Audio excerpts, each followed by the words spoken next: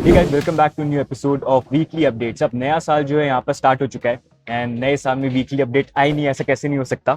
लेकिन आज थोड़ा सा वीडियो के अंदर बैकग्राउंड नॉइज होगी बिकॉज मैं ट्रैवल कर रहा हूँ, लेकिन वीकली अपडेट करना यहाँ पर जरूरी है क्योंकि मार्केट में lot of things have been happening. तो सबके बारे में आज की वीडियो के अंदर हम बात करेंगे।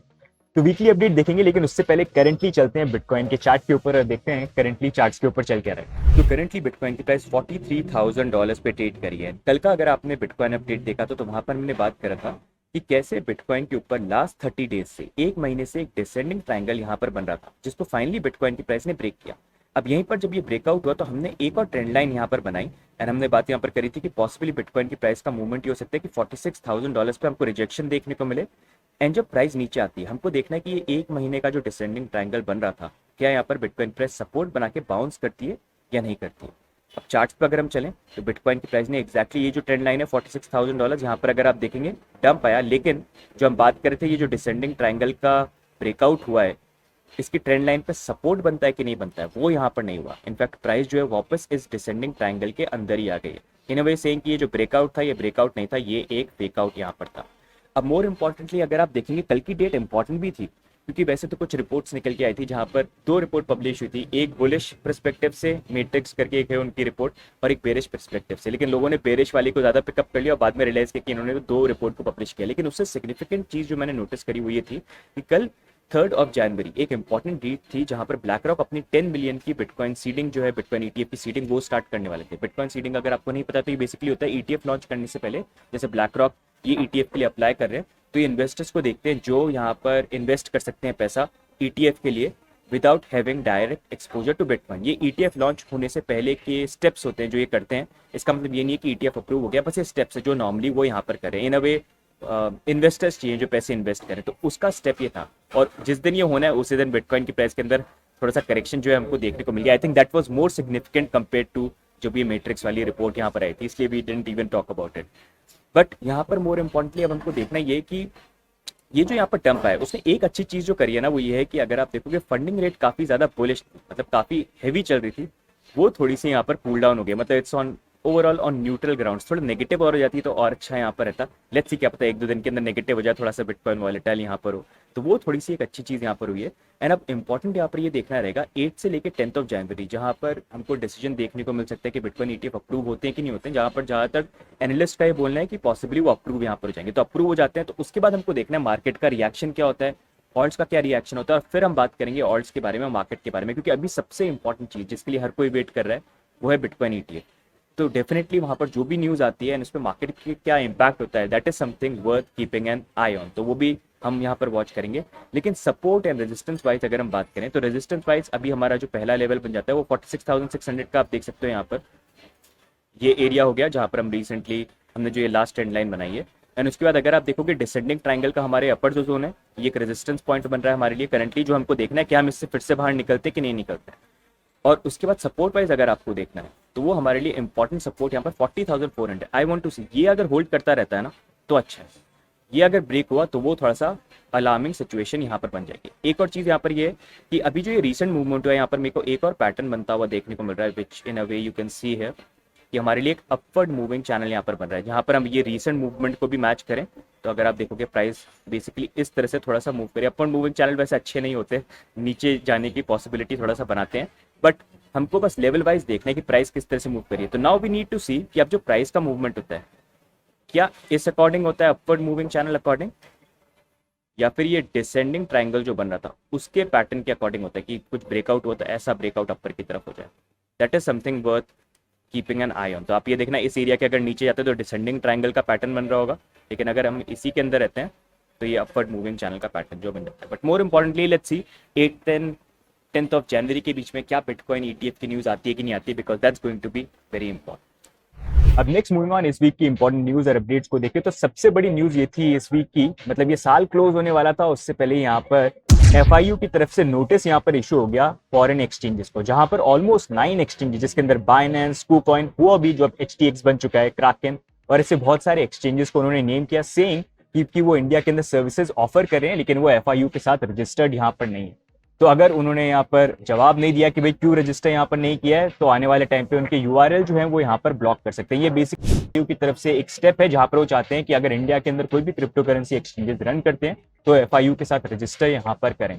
अब अगर आप देखेंगे इसको लेके हमने ऑलरेडी एक डिटेल वीडियो भी बना रखा है जहां पर हमने इन डेप्थ बात करी है कि ये जो यहाँ पर नोटिस आया है क्यों आया है और किस तरह से इंडिया के अंदर क्रिप्टो एक्सचेंजेस के रजिस्ट्रेशन का प्रोसेस यहाँ पर स्टार्ट हुआ था। साथ में इन्फॉर्मेशन ये भी थी कि यहाँ पर इंडिया के अंदर वेब3 एसोसिएशन ने लेटर लिखा था यहाँ पर फाइनेंस मिनिस्ट्री को, सेइंग कि भाई हमारा बिजनेस जो है काफी ज्यादा इंपैक्ट कर रहा है, जहां पर मैक्सिमम TDS के चक्कर में लोग फॉरेन एक्सचेंजेस को यूज कर रहे हैं। तो उसी कारण से यहाँ पर फॉरेन एक्सचेंजेस जो है उनके अगेंस्ट में भी एक्शन लीजिए ताकि same level of playing field यहाँ पर हो। तो वो जो वीडियोज है उनको आप डेफिनेटली यहाँ पर चेकआउट कर सकते हो। बाकी we need to wait and see कि यहाँ पर फॉरेन एक्सचेंजेस जो है आने वाले दिनों में किस तरह से रजिस्टर करते हैं। अभी तक मेरी जितनी बात हुई है मेजर बड़े जो एक्सचेंजेस हैं उन्होंने ये बोला है कि नहीं, इंडिया बहुत बड़ा मार्केट है, डेफिनेटली अब हमको आइडिया मिला है कि हम किस तरह से रजिस्ट्रेशन कर सकते हैं, तो उसका प्रोसेस यहाँ पर स्टार्ट हो गया। लेकिन अभी न्यू ईयर का टाइम है, तो आने वाले 1-2 हफ्ते के अंदर हमको यहाँ पर बड़े एक्सचेंजेस जो है उनकी तरफ से भी स्टेटमेंट यहाँ पर देखने को मिलनी चाहिए।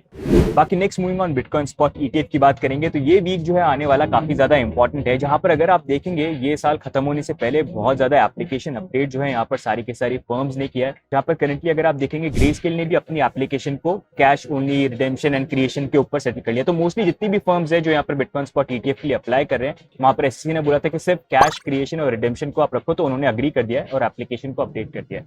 अब देखना यहाँ पर ये है कि 9 एंड 10 ऑफ जनवरी से पहले क्या हमको यहाँ पर बिटकॉइन स्पॉट ETF अप्रूव होते हुए देखने को मिलते हैं कि नहीं देखने को मिलते हैं, जहां पर आर्क इन्वेस्ट की final deadline 10th of January को है। तो it is going to be very important.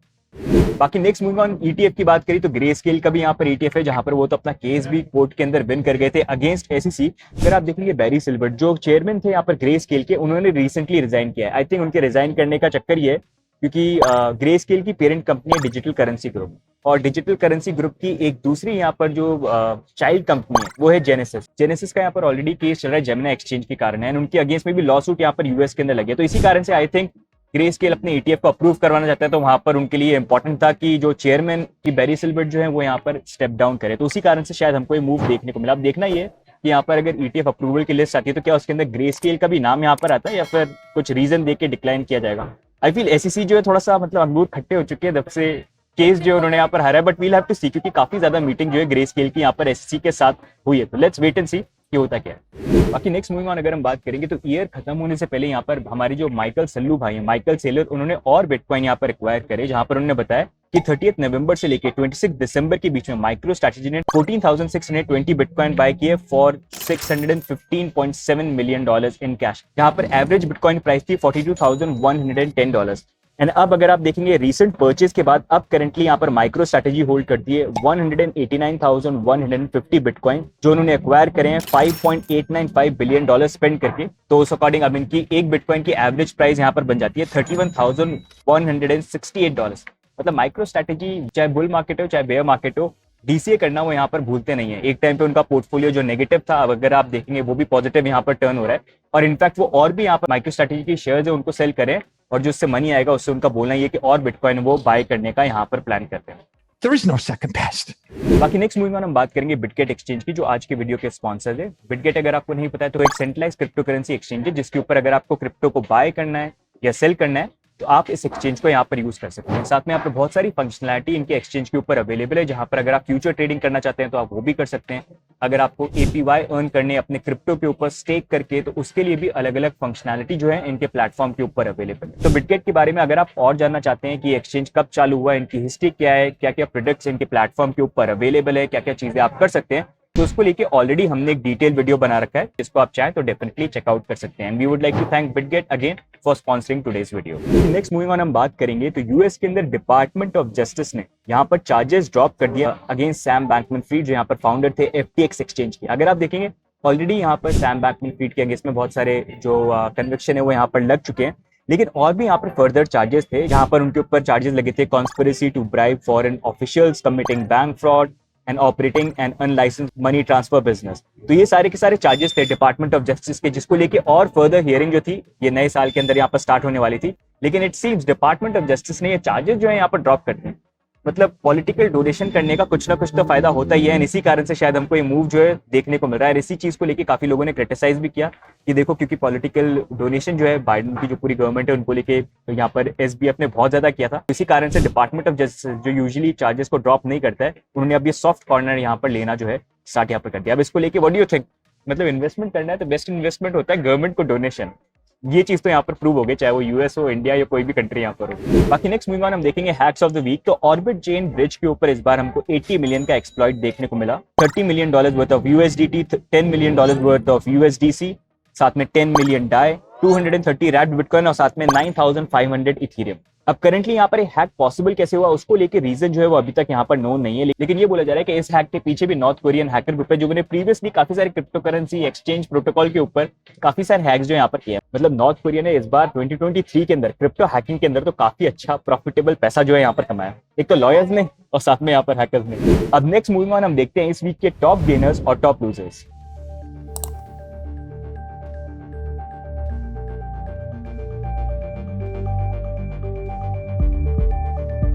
बाकी नेक्स्ट मूविंग ऑन हम देखते हैं fun fact of the week. तो इस बार का जो फन फैक्ट है ये हमको न्यू ईयर पे देखने को मिला, जहां पर अगर आप देखेंगे टीआरबी कॉइन वो अप्रोक्सीमेटली $200 से $600 तक राइज कर गया विद इन 1 वीक। एंड अगर आप देखेंगे 1 जनवरी मतलब जब नया साल जो था यहाँ पर चालू हुआ, वहां पर price with in few hours यहाँ पर फॉल कर गई $600 से $155 तक, जहां पर approximately $60 million worth of liquidation हमको यहाँ पर देखने को मिले। अब यहाँ पर प्राइस जब हुआ क्यों उसको लेके काफी लोगों का ये बोलना है कि टीआरबी की जो खुद की टीम थी उन्होंने काफी large amount of TRB exchanges के ऊपर डिपॉजिट किए थे, तो पॉसिबली उन्होंने यहाँ पर इस टोकन को सेल किया। लेकिन टीआरबी का जो पूरा केस है 7 डेज में आप देखेंगे प्राइस $200 से $600 पे जाना and with in few hours 600 से फॉल करके यहाँ पर $155 पे जाना। इट शोज कि किस तरह का मैनिपुलेशन हमको एट टाइम्स टोकन के अंदर देखने को मिलता है, जो मोस्टली यहाँ पर ऑर्गेनाइज करते हैं बड़े वीसीज वेल्स मिलके। ये सारी चीजें हमको क्रिप्टो में ऑन एंड ऑफ काफी बार देखने को मिलती हैं और इसी का केस जो है हमको करंटली यहाँ पर टीआरबी टोकन के साथ देखने को मिला। तो प्लीज बी ऑलवेज केयरफुल जब आपको कोई टोकन इतना फास्ट पेस के अंदर राइज देखने को मिलता है, क्योंकि ऐसी पॉसिबिलिटी हमको आने वाले टाइम पे और भी टोकन्स के साथ देखने को मिल सकते हैं। तो गाइस ये हो गए इस बार की weekly updates. If you like this weekly update do like do subscribe. बाकी आपकी क्या व्यू पॉइंट है मार्केट को लेकर, do let us know in the comment. And एक बार फिर से आप सबको हैप्पी न्यू ईयर। बाकी मिलेंगे हम नेक्स्ट अपडेट के, तब तक के bye and take care, see you guys, bye bye.